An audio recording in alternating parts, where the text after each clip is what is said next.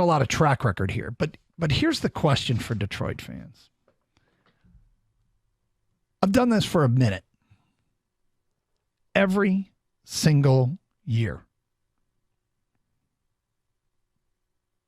Until very recently,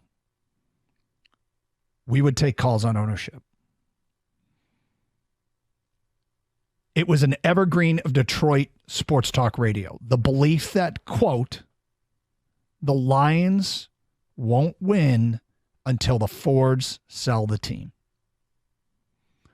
Now, I'm not saying Sheila Ford Hamp should be defined as a great owner. But Detroit, can we say that this is simply not a thing anymore?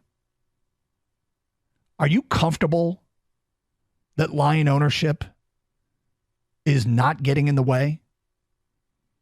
Are you comfortable that ownership has done the thing that we've kind of begged, which is hire good people and get out of the way?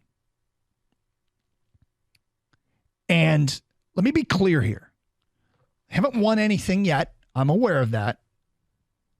And I'm not saying that Sheila Ford Hamp deserves to be in the top 10 of owners, top 5 of owners.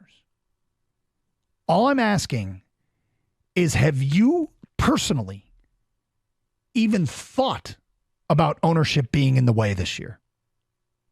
Has it crossed your mind? Up until this point, when I brought this up here in early December 2023, did you say to yourself or think to yourself, ownership's a problem? Because I feel like as a topic that it was said so much that we almost RSTL and end it. And by that, I mean, okay, we know that ownership is an issue, or we feel like ownership may be an issue, but it's probably not going to change. So it's, what are we even talking about? Like, we'll just bang our head against the wall and talk in circles. So have you thought at all about ownership being a problem in Detroit? 248-539-9797. Now, can we say that ranking Sheila Ford Hamp, what did I say, 23rd? Is that what I said? Is even low? I mean, we could. I don't know enough about the the intricacies of other teams and organizations to be able to safely say that owner's in the way, that owner blows it, that owner's terrible, that owner's great. I mean, I can look at teams and track records and go, yeah, I think Steelers kind of do it right most of the time, and Seattle's pretty good, and yeah, New England's been there. Obviously, they've taken a bit of a hit this year. But 248-539-9797.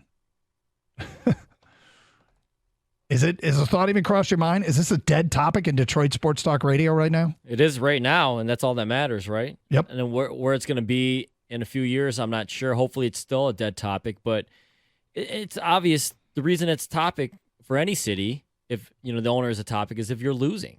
And when you're winning, it cures all. And in this case, I always think that owners get way too much credit and too much blame.